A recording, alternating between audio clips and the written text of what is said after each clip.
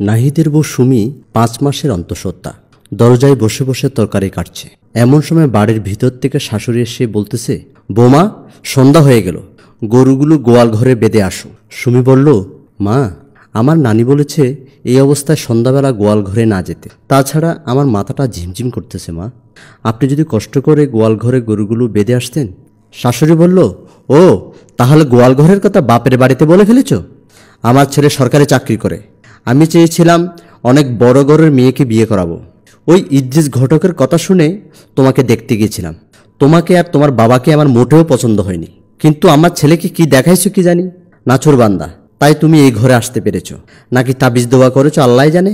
বৌমা মুখ কালো করে রইল। শাশুড়ি বলল, আমি কারো দাসীবাদী নয় যে আমাকে দিয়ে সব কাজ করাবে। সুমি কিছুই বলল না, শুধু মন খারাপ করে তাকিয়ে রইল। শাশুড়ি বলেই যাচ্ছে। সুমি তরকারি রেখে গোয়াল ঘরে চলে গেল। সুমি গোয়াল ঘরের কাছে যেতেই পেটে ব্যথা, হাত দিয়ে বসে গেলেন।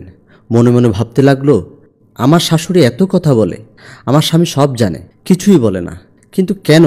আমি তো জোর করে আসিনি, আমাকে পছন্দ করে বিয়ে করেছে, আজকে বাড়িতে আসুক, এর বিহিত করতেই হবে। আমি কাজ করলেও দোষ, না করলেও দোষ।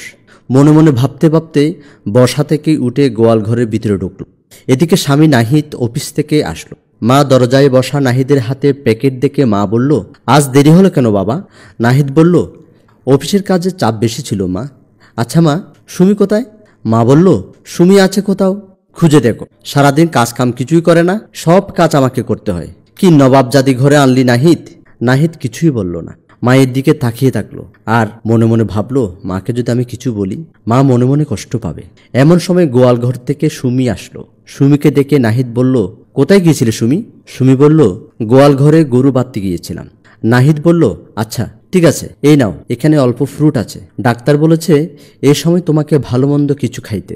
শাশুড়ি এদিক ওদিক তাকাতেই লাগলো। সুমির হাত থেকে প্যাকেট কেড়ে নিল আর বলল, আমাকে ডাক্তার বলেছে ফ্রুট খেতে। সুমি মুখে কাপড় দিয়ে কাঁদতে লাগলো। নাহিদ কিছুই বলল না। শাশুড়ি এবার বলতে লাগলো, সামনে মে মাসের 20 তারিখে আমার মেয়ে প্রিয়ার বিয়ে, তোমার বাবাকে বলবে 1 লক্ষ টাকা দেওয়ার জন্য।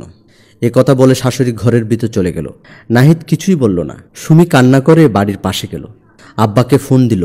কেঁদে কেঁদে বলল, আব্বা আমি থাকবো না আব্বা। আব্বা বলল, কেন, কি হয়েছে মা? সুমি কেঁদে কেঁদে বলল, আমার ননদ প্রিয়ার বিয়ে, আমি নাকি তোমার কাছ থেকে 1 লক্ষ টাকা আনতাম, আমার শাশুড়ি বলতেছে। তাছাড়া রমজানের সময় আপনি যে ইফতারি দিয়েছিলেন তাতেও আমার শাশুড়ি বলতেছে কম হয়েছে। তোমাকে আজে বাজে কথা বলতেছে বাবা, আমি এই ঘর থাকবো না বাবা। আব্বা জিজ্ঞেস করলো, জামাই কিছু বলেছে? সুমি বলল, তোমার জামাই সব কিছু জানে, কিন্তু কিছুই বলে না। অকর্মা নির্বোধ গাদা, মায়ের উপর কোনো কথা বলে না। এমন ছেলেকে আমার গলায় ঝুলিয়ে দিলে বাবা, আমি কি তোমার অনেক বোঝা হয়ে গিয়েছিলাম? আব্বা বলল, আচ্ছা ঠিক আছে, আমি জামাইয়ের সাথে কথা বলবো, তুই একটু ধৈর্য ধর মা, সব ঠিক হয়ে যাবে। সুমির আব্বা কামাল সাহেব মেয়ের কথা মতো 1 লক্ষ টাকা নিয়ে মেয়ের বাড়িতে আসলো। এসে ডাক দিল, বিয়ান সাহেব।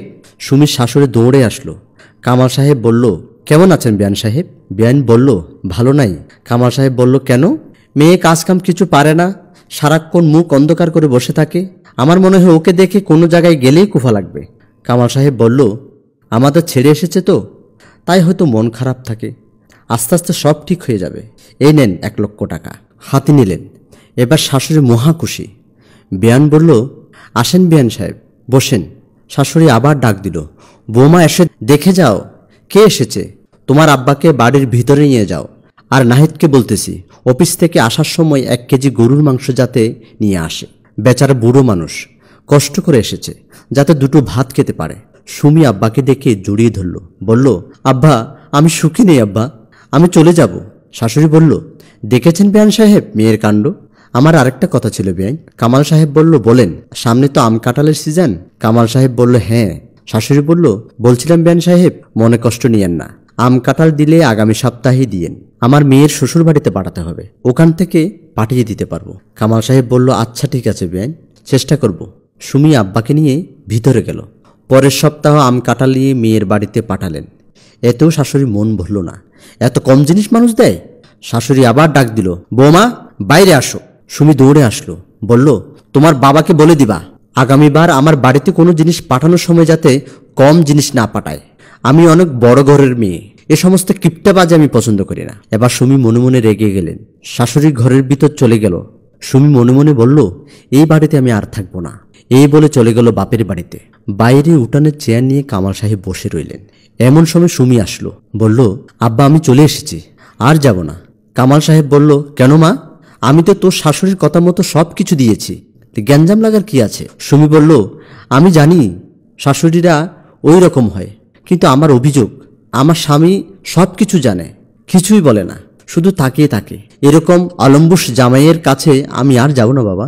এবার কামাল সাহেব বলল, নাহিদের মতো ভালো ছেলে আর একটাও দেখিনি সুমি। সুমি বলল, আমি কি তোমাকে সব মিথ্যা কথা বলতেছি বাবা? না মা, তোর কথা সত্য। সুমি বলল, তাহলে? কামাল সাহেব বলল, আমি যে তোর শাশুড়িকে 1 লক্ষ টাকা দিয়েছি, সে টাকা আমাকে নাহিদ দিয়েছে। আজকে যে আম কাঁঠাল পাঠিয়েছি সেটাও বাজার থেকে নাহিদ কিনে পাঠিয়েছে মা। এ কথা বলার পর সুমির চোখ দিয়ে পানি চলে আসলো। মনে মনে ভাবতে লাগলো, না বুঝি মানুষটাকে কতই কষ্ট দিয়েছি। সুমি এবার বলল, আব্বা আমি চলে যাচ্ছি। এমন সময় নাহিদ ফোন করলো। সুমি কল রিসিভ করলো। ওপাশ থেকে বলল, কোথায় গেছো তুমি? সুমি বলল, আমার বাপের বাড়ি, আমাকে নিতে এসো, আমি চলে যাব। নাহিদ বলল, আমি যেতে পারবো না। তাহলে আমি চলে আসতেছি। সম্মানিত ভিউয়ার, আমি মঞ্জুর মোর্শেদ। আসলে আমাদের সমাজে কিছু মানুষ আছে যাচাই না করে অন্যের উপর দোষ চাপিয়ে দেয়।